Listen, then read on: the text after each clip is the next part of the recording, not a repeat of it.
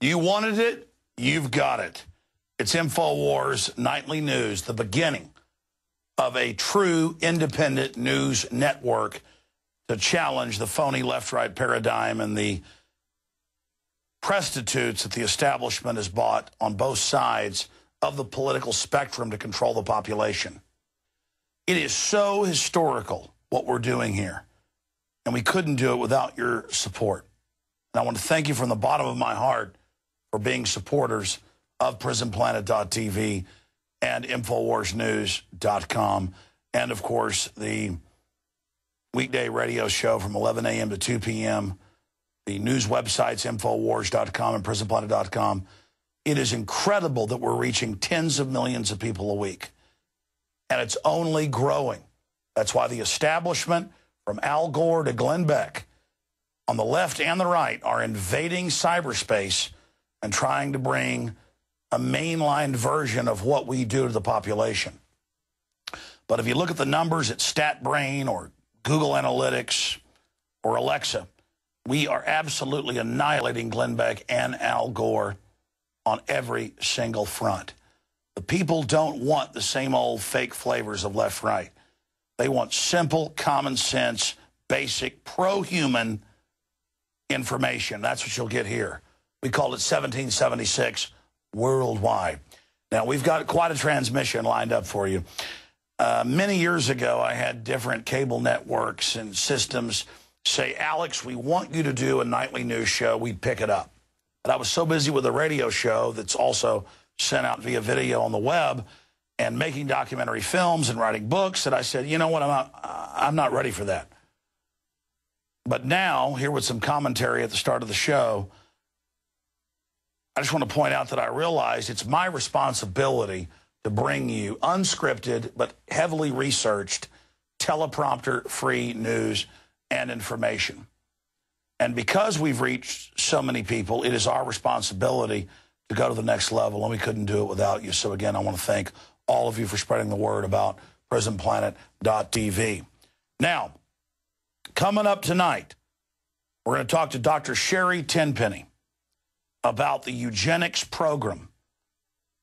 The U.S. government and other major governments adding sterilants to vaccines to carry out population reduction. We're going to look at Gardasil, the flu shot, the big Hollywood movies coming out to scare everybody into submission, like Contagion with Matt Damon and others. That's coming up. And then excerpts an interview I did with Hollywood and TV legend Ed Asner on Building 7 and the controlled demolition that was the 9/11 attacks.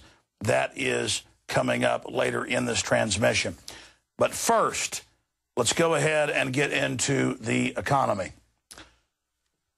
Kurt Nimmo on Monday wrote an article saying that Ben Bernanke was going to announce basically QE3 through this new TWIST program.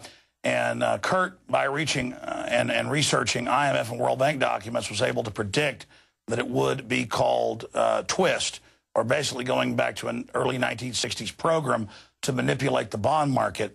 And the stock market responded today by plunging by 391 points, or technically 400 points. The global markets also tumbled by 4%. And Zolik, the head of the World Bank, said that the world is now in the danger zone. And the grand poobah of globalism, George Soros, who said during the 2008 crisis that he was having a great crisis, fleecing governments and the general population with his insider knowledge, has now told us that we're already in a double-dip recession. Well, every economist I've talked to has documented that we never left the recession, and a recession for more than a year with the type of job losses we've had is really a depression. So we've been in a depression now for more than 3 years, so we don't need that Nazi sympathizer and supporter who sold out his own people, George Soros, to tell us that we are in a recession. Continuing, obviously, stocks ended down lower. And why is all of this? Well, Moody's yesterday downgraded big banks on changes of policy, downgraded Bank of America, Citigroup, Wells Fargo, and others. So the system downgraded itself as an attempt to panic the public. The head of the IMF based out of France, came out and said yesterday, unless there's more hyperinflationary moves in QE3, that the world would basically go into a depression. Now, the very same banksters did this in 2008, back in October. They said, give us unlimited trillions in taxpayer money, or there'll be a depression. And then every few years, they run the same scam over and over again. And again, here is this article by Kurt Nemo that came out a few days ago dealing with this. And Kurt wrote another article, Operation Twist and Shout, Fed launches stealth attack on pensions. And he breaks down how QE3 and this new long-term U.S. Treasury bond will actually destroy the value of U.S. pensions, including the government pension system known as Social Security. Peter Schiff, who I interviewed today on the radio, told MSNBC today, and we have the article up at Infowars.com, that the Fed will turn to QE3 in failed bid to prevent economic depression. And that's basically what this twist will do by pushing people into long-term bonds that will induce banks to loan out more money, which will cause inflation, which is another form of QE3. Continuing with this news, there's a big census report out that recession is taking a major toll on young adults and that there is massive unemployment in the youth population, much higher than it is in other groups. So that's basically it with the economic news. We're seeing the private banking cartel tell the Europeans that either you give up all national sovereignty that's left to the IMF and World Bank and allow a financial dictatorship to be established, or you're going to basically face total economic implosion.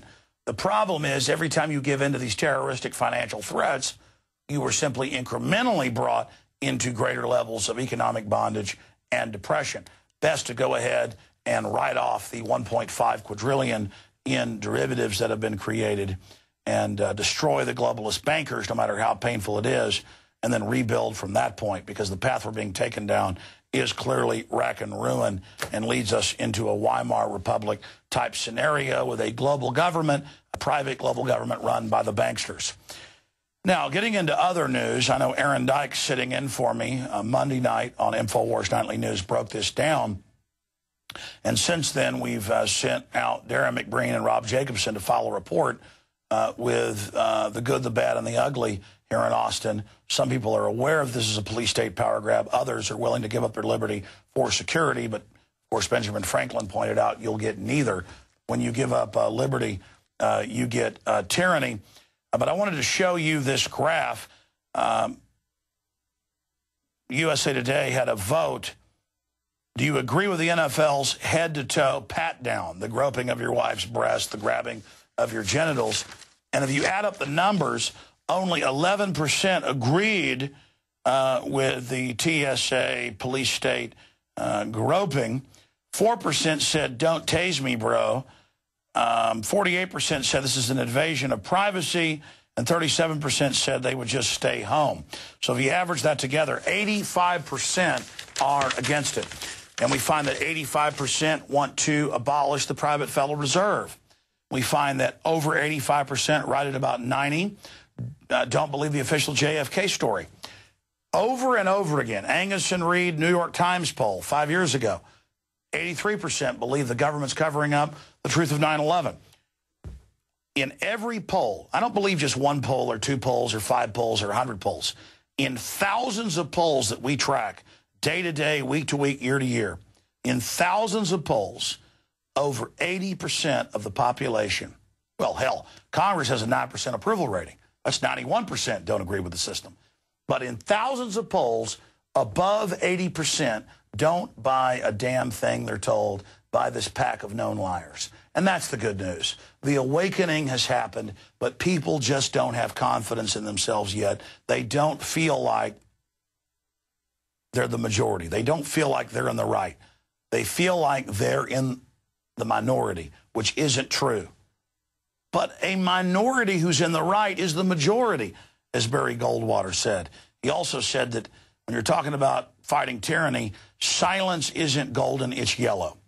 And with that, I want to go to this report filed by Infowars.com reporters on the NFL grope downs taking place. And then coming up, Sherri Tenpenny, the doctor, breaking down what's happening with the vaccine carnage.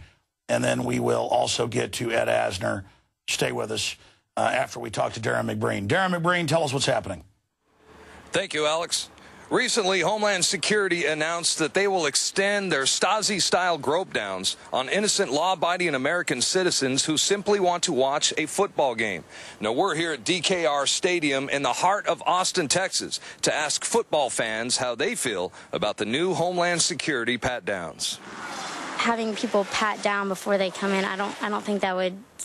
Like, the cost and benefit doesn't make sense. If they have to wait in this big crowd and big lines and then still get checked just to go in to see, like, their favorite players, it might create some personal problems. I feel like people are always going to find a way if they want to do bad things. If someone really wants to do something, most likely they're going to do it and they're going to find a way to sneak it through. But the more roadblocks you put up there, I guess the harder it's going to be, the more you might deter somebody from trying. Really, I think it's kind of going overboard. I'm not really for it. I don't think that it really will get anything accomplished. You know, you had the guy who tased the individual, and that situation was big, and I don't want to get tased. So in a way, it's, hey, that's security. It's what needs to happen. But in another way, it's really intrusive. Having Homeland Security at the entrance of the gates could potentially make it safer, but I also feel like it's a violation of privacy. Last Friday, Alex Jones called for a boycott of the NFL in his attempt to prevent America from continuing down its path to becoming a nightmare police state. Don't be part of this ritual of corruption. Boycott it, and even if you don't go to NFL games, talk about boycotting it. This USA Today poll on September 16th clearly demonstrates that most Americans disagree with these aggressive procedures. But the federal government and Homeland Security don't care. Even though it's a clear violation of our constitutionally guaranteed Fourth Amendment rights, they're moving forward with their plans. You know, a lot of privacy advocates are in an outrage as far as, and this goes with the TSA and airports as well, about children that are being subjected to the same pat-downs. And where do you draw the line, and what's your feelings about, you know, taking your kids to a football game and they have to be patted down as well? I can understand the reasoning for doing that, just because terrorist attacks can come through any ways and they would do anything just to get whatever accomplished. But I think that at football games, doing that to children is just a little bit over the line. I don't think children need to be pat down. It would be an arbitrary age around 13, I think would be acceptable. Underneath that age, I think you should give children their space. Yeah, if you've got kids with you, especially, you know, you bring your son, your daughter, I don't know, it's a nice feeling that, okay, we had a little bit of a hassle, slowed the line down, but I feel safe. I would hope that, you know, reasonable minds would prevail, and they would just say, you know, an 8-year-old kid is not going to be carrying a bomb of some sort. I would hope it doesn't get that far. If I have something where I don't feel like I should be touched, or I had a situation where I've been touched before and I didn't appreciate that one, I'm clearly not going to appreciate somebody who feels like they deserve to have to do it for security reasons. Like, that's not a good reason to be that intrusive to my body. The unholy alliance between the NFL and the federal government is merely the next stop on the road to transforming America into one giant prison camp, a tremendous price to pay. And as you could see, most people don't feel it makes them any safer. I'm Darren McBreen for InfoWars Nightly News. Alex, back to you. Thank you. Thank you, Darren. Did you hear the one guy? It's a nice feeling. Yeah, it's a great feeling to watch men and women grab your 3-year-old daughter and actually check their crotch. No, that's a horrible feeling. You'll basically let these people violate your basic rights. Now, I want to hit some interesting science news before I get into the really hardcore news here tonight. And that's that the speed of light has been broken by scientists. It is the most famous scientific equation of all time, and all but last night it emerged that Einstein's theory of relativity may be wrong. And it goes on to say that scientists at CERN claim that they have measured particles faster than light. Think about that.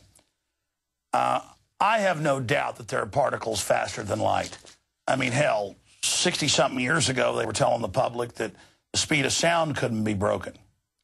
But CERN refused to release documents, but they got leaked, proving that global warming was not man-made and that it was mainly solar radiation. Duh, the sun heating the earth. I don't need scientists to tell me that.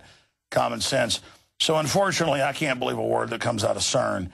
But no doubt, you know, just because Einstein tells us nothing's faster than light, give me a break. Every scientist that comes along knows it all. So I thought we would cover that information. Very, very interesting. I'd love to believe CERN, but these are the same folks that tell me that Al Gore is the second coming of Christ. So unfortunately, I'm not going to be able to buy into that right now. Now, getting back into some other important news here today. Mr. Cameron, the Prime Minister of England, who loves puppies, so war is okay, has gone to the United Nations, and the UN agrees.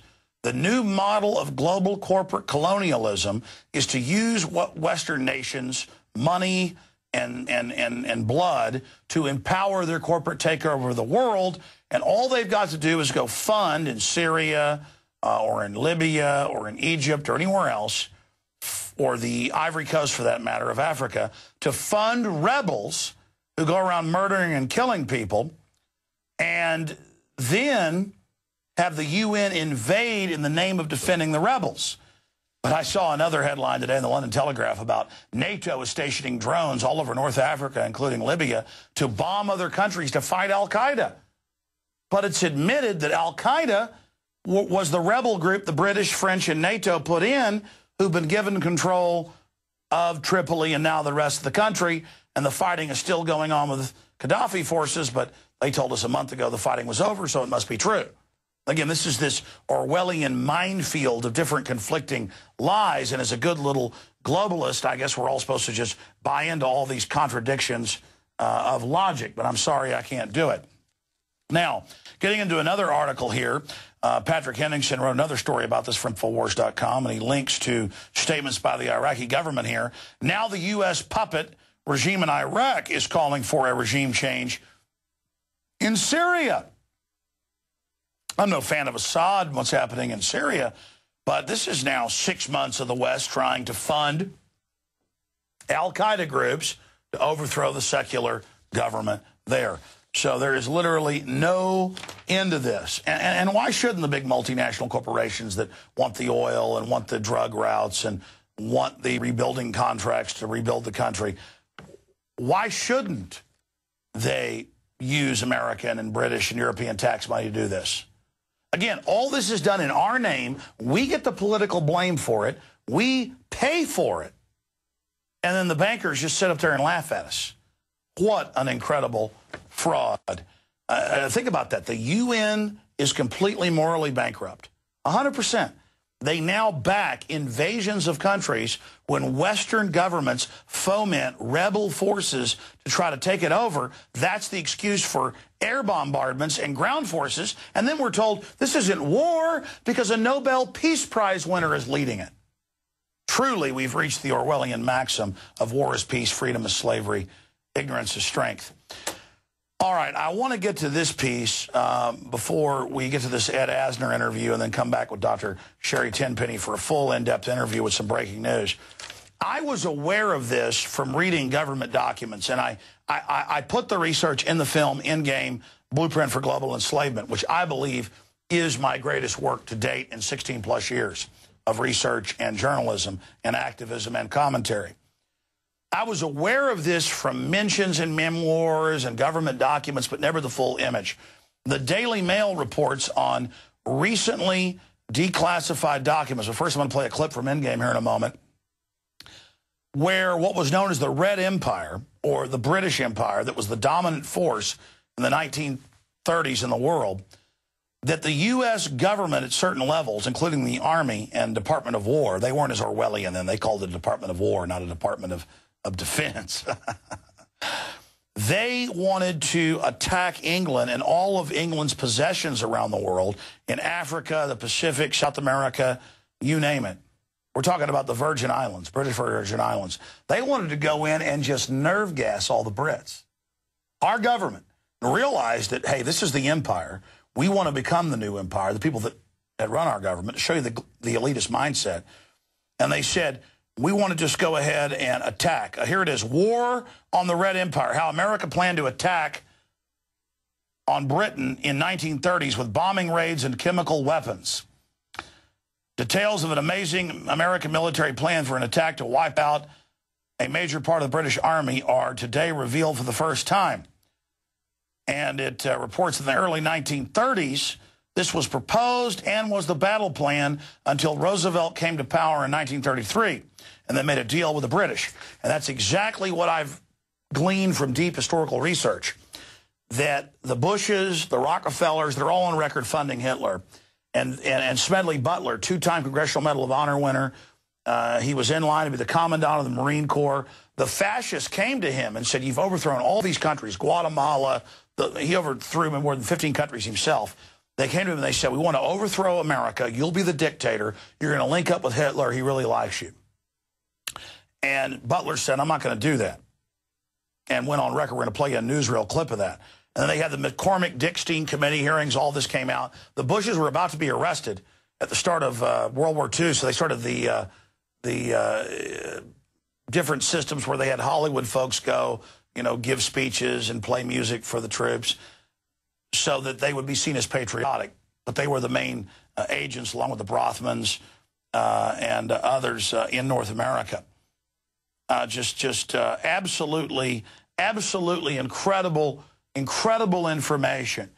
And so, as I pointed out in Endgame, America made a decision to go with the Fabian socialist. And even though Churchill claimed he was anti-socialist, he was really backed by the Fabian socialist. And so this deal was made. And the King of England, Edward VIII, had to abdicate. He had to step down. He was in Germany when World War II started. He had to step down as the King of England because he'd supported Hitler. Of course, he was a German prince, so why wouldn't he? So this is just the incredible information that right before this happened, the United States was going to actually attack England and all of its possessions and take over the British Empire. Instead, the two merged, and America became the British Empire, and that's the New World Order. But it wasn't that they were anti-Hitler because they were anti-extermination and world government. It was that they wanted to run it and run it covertly through the vaccines and other globalist programs, as is reported in the 1948 British report on population. All right, let's go ahead and go to that clip from Endgame. Congressional Medal of Honor winner Major General Smedley Butler went public in 1934, exposing an attempt by the robber barons to launch a military overthrow of the United States. The war hero testified to the McCormick-Dickstein Committee in Congress that some of the most powerful men in America had tried to recruit him to lead a military coup so they could set up National Socialism in the United States.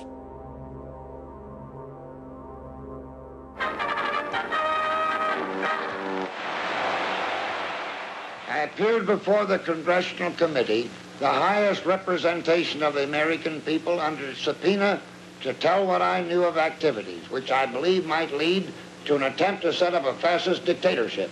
I was supposed to lead an organization of 500,000 men, which would be able to take over the functions of government. The fascists had also made deep inroads in England. And then I go through all that evidence. This film has been out now for 4 years.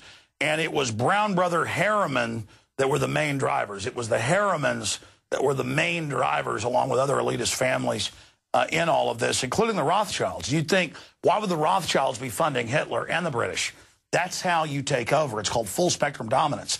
You fund both sides and let them kill each other and go into debt. So you're thinking black, white, up, down. You're thinking pro-Islam, anti-Islam. No. It's the clash of civilizations. It's the playing people off against each other. That's what this is really all about. And what an incredible report that's now come out. And it just verifies our deep research into these matters. This is the type of information you get with InfoWars Nightly News.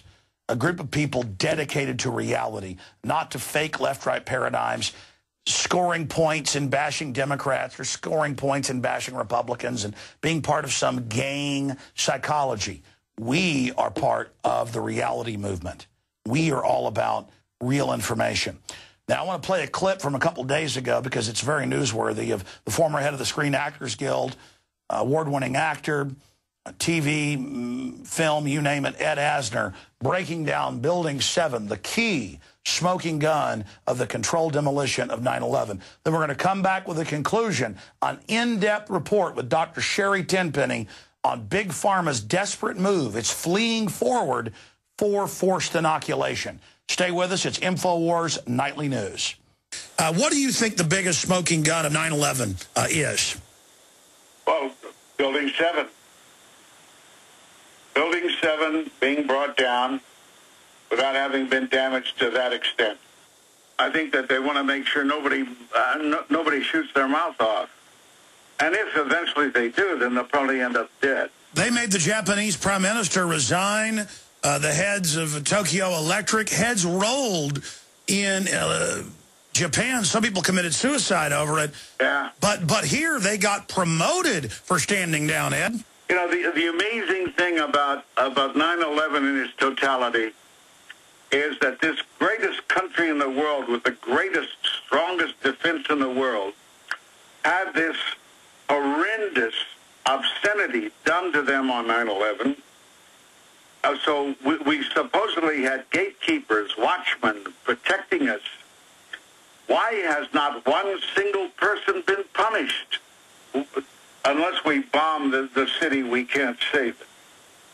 So we've got to bring down to a level of clear understanding and begin again. And I don't know how much destruction that entails, but we need a change in this country. What's your view on the JFK assassination? Well, I think that there probably was some government complicity there. So Mark Lane defended Willis Carto, and he won because he was able to prove that E. Howard Hunt, and I imagine he was able to prove also that other CIA gentlemen were all over the area at the JFK assassination.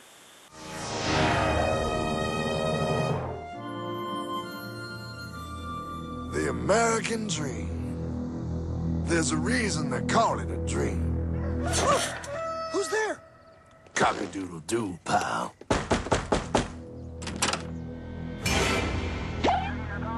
No, no, no, no, no! I don't have any more money! My job sucks right now, please! I'll have more money next month! You can't take my house! Is that your signature? It is a private bank owned by private stockholders. A private bank? Do not let the name Federal fool you. If I got this money from the bank, and the bank got it from the Federal Reserve dump trucks, where does the Federal Reserve get their money?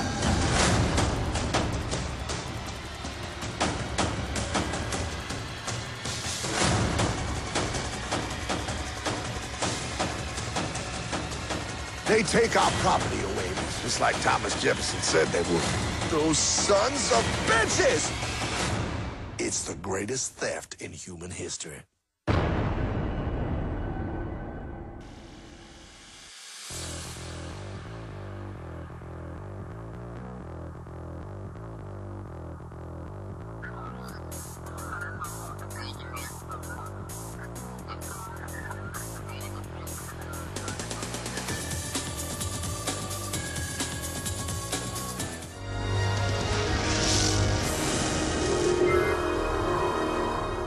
Welcome back to InfoWars Nightly News. I'm your host, Alex Jones.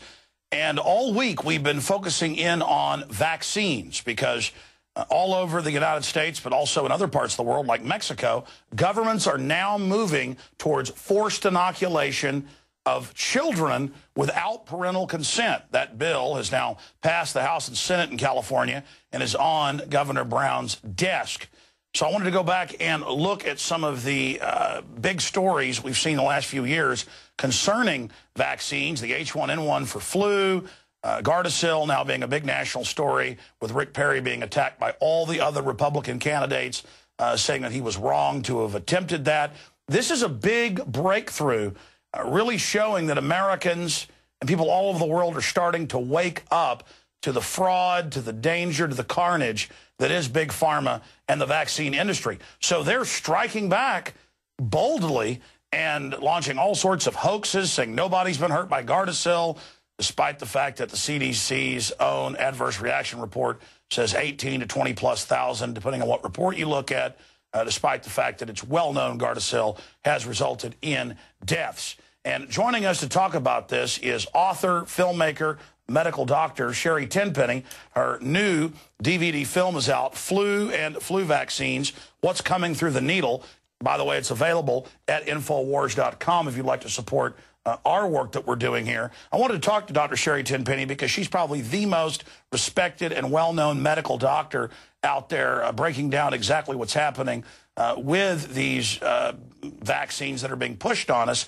And she was absolutely accurate when it came to breaking down the carnage that was going to be caused by the H1N1 shot for the flu back in 2009. Doc, it's great to have you here with us tonight. Thank you so much, Alex. Thanks for asking me. Where do you want to start first? The new contaminants in the Gardasil, the move for forced inoculations without parental consent, or the fact that in 2009, in hindsight, we learned that you were absolutely on target with what that was going to do? Well, it's all in the news, isn't it? And it's one thing after another these days, because what you said was exactly right. There are millions and millions of people that are now waking up and looking around, and every single time one of these events happen, whether it was bird flu in 2005, whether it was swine flu in 2009, and then the H1N1, all the difficulties that we had when we saw the H1N1 given to young children and also to pregnant women. And now we've got this whole thing with Gardasil and showing that we've got a biohazard contaminant that's been documented that from samples that have been tested from 5 countries in several different states. And the FDA says that this recombinant HPV, which has been bound to aluminum, so we know that this was actively engaged, is a biohazard. And so it seems like every single time that something like this comes up, many millions more parents wake up, start looking around and saying, what? I should start questioning vaccines. And they start with something very simple, like maybe reading a package insert. They start from there and say, if I can't pronounce it, I don't know what it is, I don't want it injected into me or my children. Well, if you read the package inserts for H1N1, regular flu shot, and others, it says neurological disorders, cancer, brain damage, convulsions. But then you turn on the news and they've got vaccine company spokespeople not telling you that they work for them or on their payroll, saying no one's ever been hurt by a vaccine. Are we seeing more and more desperate lying because they're scared? I believe that's true. And every time I hear Dr. Nancy Snyderman on the news talking about how safe and effective vaccines are, trying to assure all of the scared little parents out there, and what she's been saying has been absolutely false. She's actually been giving bad and wrong information. And instead of promoting the Gardasil vaccine for young girls, because now we're trying to give it to young girls and boys starting at 9 years of age, the clinical trials were actually done on 16 to 24-year-olds, not on little girls. We have no idea how long this is going to last. We know there's 100 different HPV strains, 15 of which have been associated with cancer. The vaccine only covers 2, and we have no idea of whether this vaccine is going to have any impact on cervical cancer at all when these girls get to be 30 to 40 years of age. What Dr. Nancy Snyderman should be promoting is that young girls need to be getting regular pap smears, and that has been shown forever to be the most effective way and the most cost-effective way of preventing cervical cancer for the long run. Well, without getting too graphic, I'm no doctor, but I went and read the insert when the Gardasil first came out, and it said, there on the insert, this is not even proven to actually protect you from the cancer. And then even in the trials, we saw the autoimmune problems, the convulsions, the bleeding, people becoming paralyzed. And then lo and behold, now there's scientists just in the news a few days ago were saying this DNA, the virus more whole than we first thought, bound to the aluminum. This is the exact type of thing that would cause an autoimmune disease like lupus. And I heard you hinting at the fact that it had been actively bound. I know they looked at multiple sub-manufacturers of this Gardasil and found that this had accidentally happened, just like the UN accidentally, with the tetanus shot, had female hormone bound to it to cause miscarriages in women. Doc, do you think this is being done on purpose and this vaccine could have some other use in it than we're being told? Well, certainly. I mean, it certainly could, Alex, because one of the other ingredients in the Gardasil vaccine is polysorbate 80. Polysorbate 80 is a preservative that they use in things like ice cream as a stabilizer, and it has been shown to cause infertility in female mice, and it causes testicular atrophy in male mice. And this is in the medical literature. People aren't making this up. And they also know that repeated doses of polysorbate 80 can lead to anaphylactic shock. Polysorbate 80 is also in the DTP vaccine, the DTaP, which they are now pushing on pregnant women for them to get the DTaP vaccine. So it's endless. And I want to go back and address what you said about, are they pushing back very strongly? Of course they are, because you cannot make a living, you cannot make an $800 billion a year industry on the backs of unvaccinated, healthy children. Most children who are unvaccinated are rarely sick. They may get the occasional cold or flu or a little bit of a fever, but it comes and goes. And so they are not chronically lifetime ill. Well, it's like the Amish. The epidemic of autism is unknown in their population. That's correct. And in many other populations, I mean, what we've been pushing for, you and I and all of us who are big vaccine advocates, what we've been pushing for more than a decade, is for the CDC to finally do the vaccinated versus the unvaccinated study. It seems as though at some point we're going to have to just raise the money and do it ourselves, because the CDC doesn't want to know the answer. They don't want to see a whole bunch of unvaccinated kids who never miss school, are on no chronic daily medications, who are doing extraordinarily well, never get sick. They do not want to stand that up against a bunch of vaccinated kids who are on a whole bunch of medications and have a lifetime worth of injuries.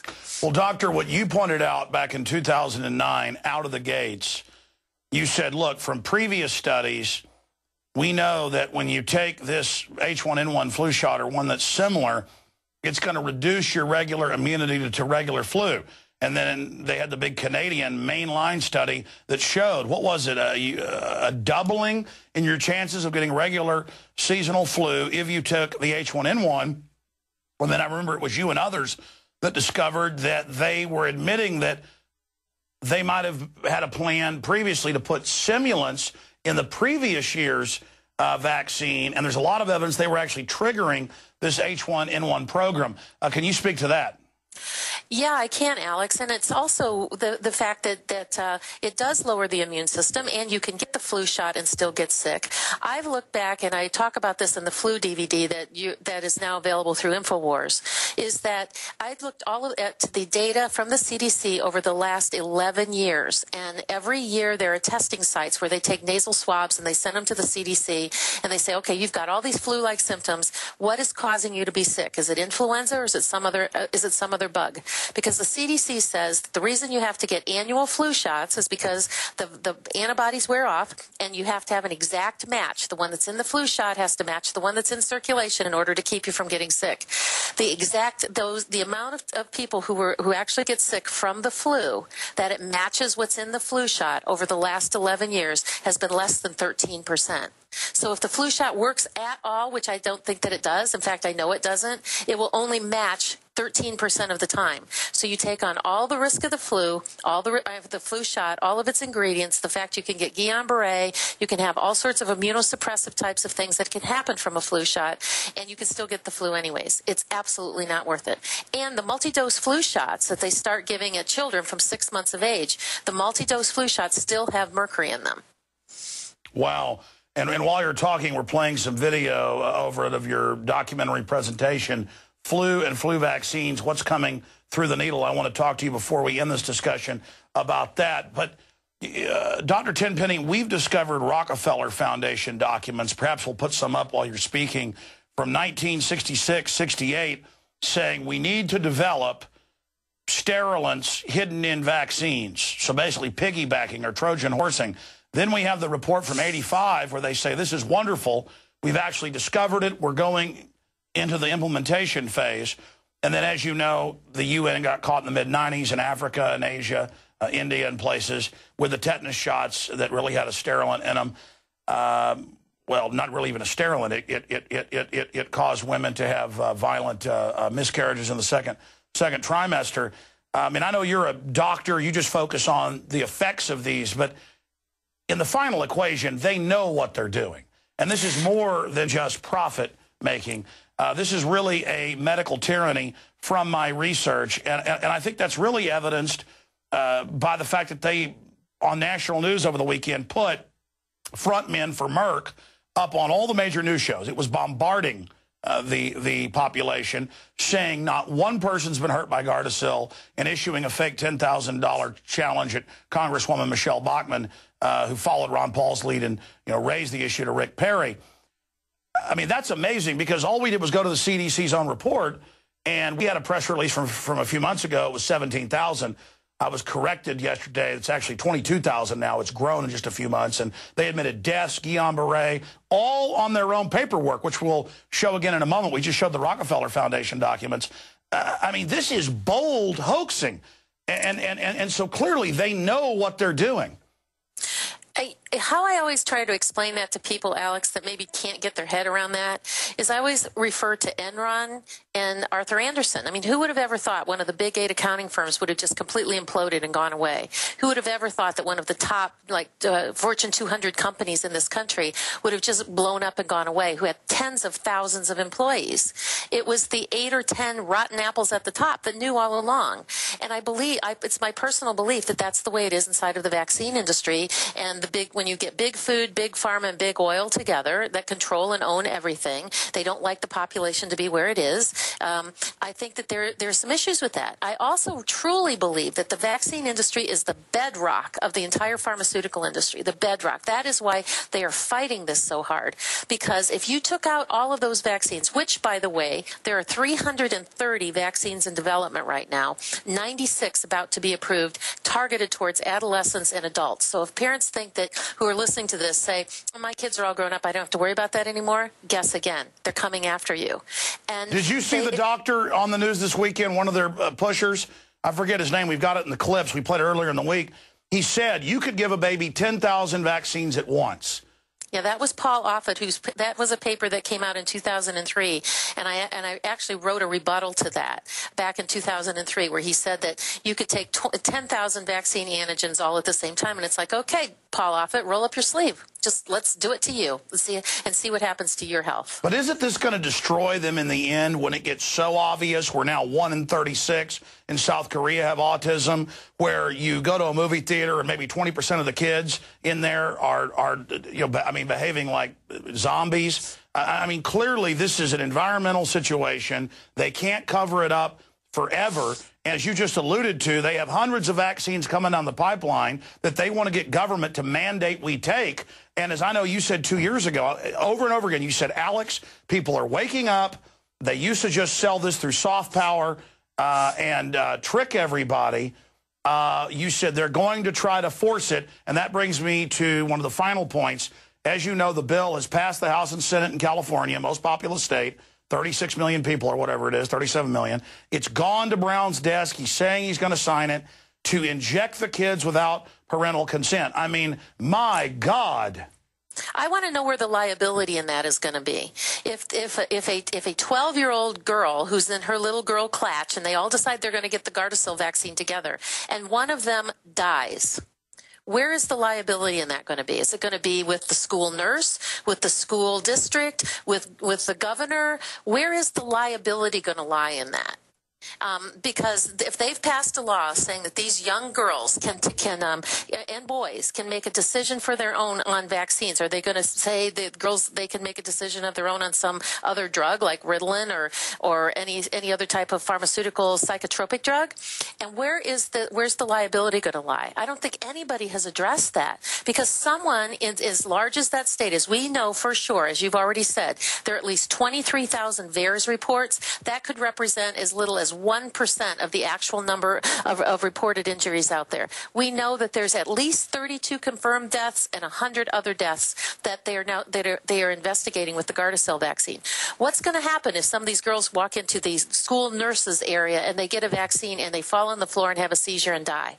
Who's responsible? Nobody's talking about that. By the way, that's another point I've made on the radio and play clip after clip. If you just type "girl died after Gardasil," you get the U.S., you get Canada, you get England, you get Indian newscast, where They inject them in the classrooms, and and girls collapse, have convulsions, and some cases die of shock within minutes. I mean, this is incredible. How are they? That's my question. How are they so bold? How are they so wild? I mean, how are they just so brazen when they knew it was killing people in the trials, and they still went ahead and had Perry lie and say it was the law? Well, he got caught. It wasn't the law. And so now they've just moved to go ahead and have a law. Alex, think about this for a minute. If you took your two-year-old child, and you four-postered them on your dining room table, you had 4 adults hold them down on the table, and you took needle syringes, you took 4 needles and jabbed them into their thighs, and you injected chemicals, aluminum, formaldehyde, animal cells, human DNA into their legs, and then you went and told your neighbor, and you left that child to cry and scream hysterically for hours. And then you told your neighbor, well, yeah, we were just doing a little procedure. How soon would CPS show up at your door and take those kids away? But because it's done in a doctor's office, because somebody has on a white coat and somebody trusts you, we think that this is okay, it's harmless, and it's done because it's good for you. It's torture. It should not be allowed to be happening anywhere, let alone in a school system where some adolescent gets to make a decision about what's injected in their body. It's a travesty. It really is. Well, I know this. I was a tough kid, and I'd play around in construction zones and have nails go through my foot and, break arms and, break fingers, and was tough and didn't care and wasn't afraid of anything. But I was horrified of shots and would beg and would plead, and I only had a few vaccines in my life. And now it's more than 50, I know they give children. Now they want it to be hundreds, and they're setting the precedent to try to give them thousands. This is just incredible. Now, I want to close, Doctor, with their ace in the hole. You raised this when I was talking to you during the break before we went live here, and you said their ace in the hole is things like Contagion with Matt Damon and all this. There are so many TV shows, movies about mega death, billions dead, not a question of if but when. You've got to get the shot.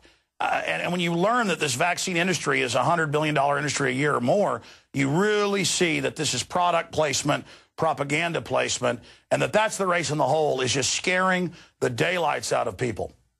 Absolutely. And the vision statement of the pharmaceutical industry, which I learned this from a pharmaceutical insider, said that the vision statement of the entire industry is to have every single human on the planet on a minimum of 2 daily pharmaceutical drugs for their entire life. Well, how better to do that than to start with young children and making them terribly sick and have all sorts of things from asthma, allergies, eczema, ADD, ADHD that you can't really connect. Somebody told me that there was a line from that movie Contagion that said, we need to make this vaccine because if 10 years from now it's causing autism, nobody will be able to connect the dots. And that's exactly what they're setting up. They want everybody sick because that promotes their widgets. It certainly does, and then they have the treatments in development for things that they know in the trials with lab animals it's going to cause in Homo sapien, the diabolical nature, the weaponization of this. I know you've done deep research, but in my film Endgame and just through pure research, trying to discover what the globalists, the Rockefellers, stood for, the Rockefellers, the British royalty, the King of England had to advocate over it, funded Hitler, and wanted worldwide eugenics. And it was a medical tyranny that the Nazis first engaged in. Forced inoculation, all of it. And that's basically now what's come here. It's just an underground program, and that's why Bayer Pharmaceutical and others that came out in court knowingly shipped out HIV blood. And, hey, it's get rid of the hemophiliacs. We're doing you a favor. This is a cold-blooded group. From my research, it's much bigger than profit. Have you found the eugenics angle in your research? I have, and I think that it's, what a lot of people say, and I would have to agree, that when World War II was over, everybody just traded in their uniforms for white coats and business suits. Nothing changed. It was life. Things just went on as usual. And I do believe that there is definitely a sinister side. And the problem that bothers me the most, Alex, is what's wrong with the 800,000 physicians in this country, that they just march to the tomb of the drug companies, that they're not willing to look at any of this information or very little of it. They don't know what's coming through that needle and being injected into adults and children. And they just absolutely stand by it and take people like me and you and other people who are exposing the truth and colleagues and other physicians say, you're just saying all the wrong things. It's just really not true. I'll tell you why. I mean, you're a doctor, but correct me if I'm wrong, but I've got family that are physicians. Look, they are brought up that you're part of the elite now, you know best, and then they're kept so busy that they just receive what the American Medical Association says and they follow it. And they've been following this system so long, they don't want to admit they were conned and were wrong. And so they're now committed to it. And that's basically how tyrannies work. Once a tyrant or once a corrupt system gets you to join it, then you will rationalize greater and greater crimes. Well stated. I'm sure that's true. But we are seeing more and more medical doctors come out. Not nearly enough. I mean, really, even physicians who do integrative medicine like I do here in Cleveland, Ohio. I mean, even doctors like that have a practice of holistic medicine, they still are, sort of a supporter of vaccinations. I mean, they really are. They have really an issue with that. Well, I mean, I want to be clear. Certainly from the medical history and the 400 years of vaccination, you can get some immunity from having something attenuated or weakened. But then there's the whole issue of, then what does that do to the rest of your immune system? But now, I think they deceive us by even calling these vaccines. These are more nanotech, re-engineered viruses. I mean, now they've got the new classes coming out that re-engineer the brain and attack neurons that would uptake endorphins the fun vax. Exactly. They're saying, no, don't be depressed anymore. I mean, this is really Buck Rogers type re-engineering of society, and they just call it vaccines, and they think, well, this is like the polio vaccine. We're saving people. Yeah, saving them with hundreds of millions exposed to cancer viruses. Well, think about all of these girls that we were talking about just a few minutes ago that would get these injections of Gardasil. And it could be any of the, there's now, kids now get 40 doses of 16 different vaccines by the time they start kindergarten. And one of the things that people have to realize when they're listening to this, and it's school season, school just started, and across the country they've been telling people that parents, no shots, no school. Well, my answer to that is no shots, no school, not true. Every state except West Virginia and Mississippi have either a philosophical exemption or a medical exemption for you to opt out of your children being inoculated with all of these things. So there are a lot of ways that you could stop it, but every one of these vaccines all have horrible potential side effects. There is nothing that can come through a needle and to try to keep you healthy that you can't do for yourself just by your own diet, exercise, vitamin D, vitamin C, and all those things. Well, Doc, that's another example of the hoax. Exactly. They continue to say it's the law. You've got to take it. And that's what's so wonderful about Perry being caught.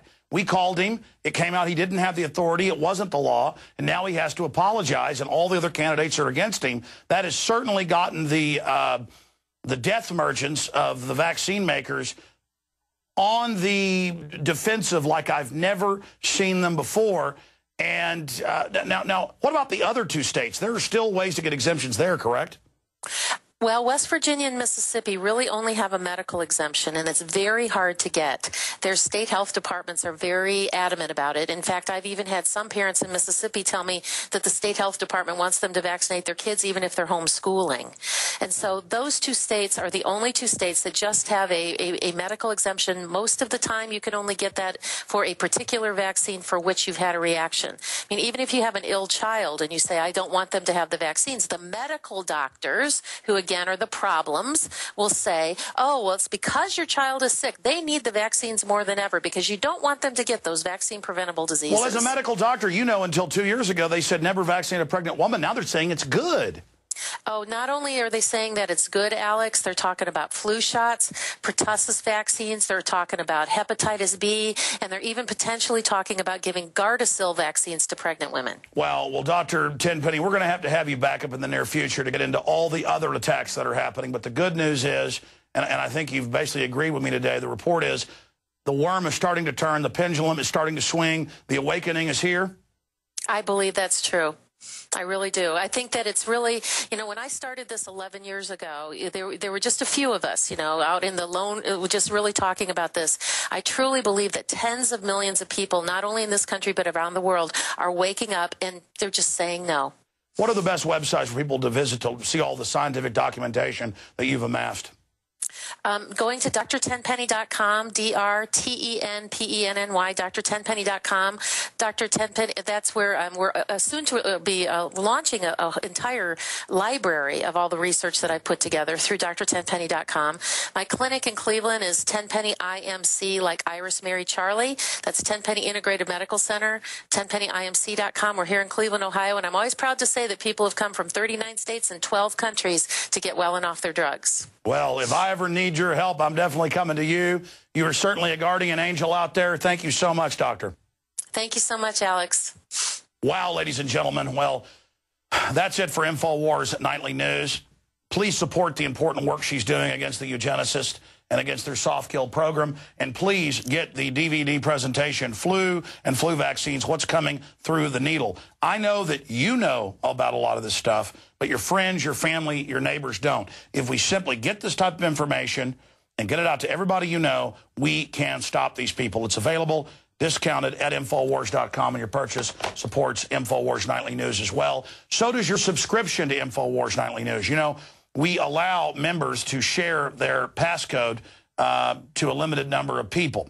And if we had enough support, we would expand it basically to an unlimited point. But it's funny, people almost don't appreciate something that's completely free.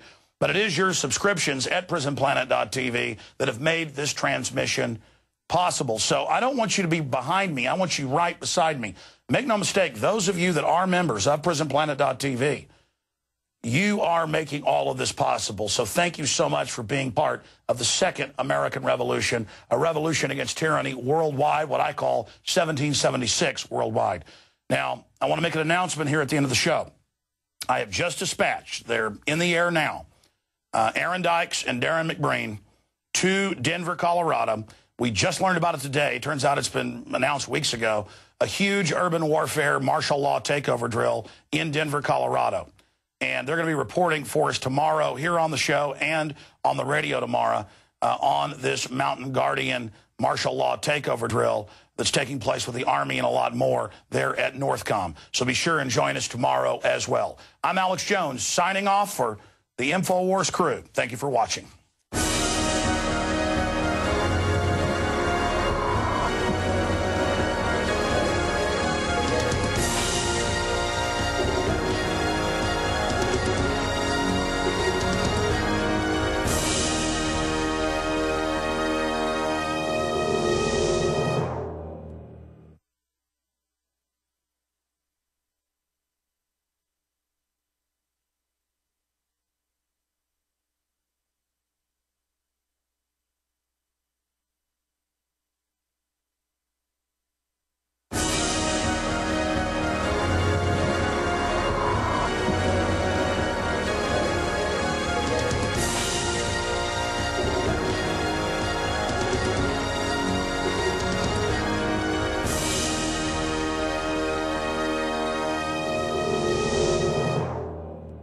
You wanted it, you've got it. It's InfoWars.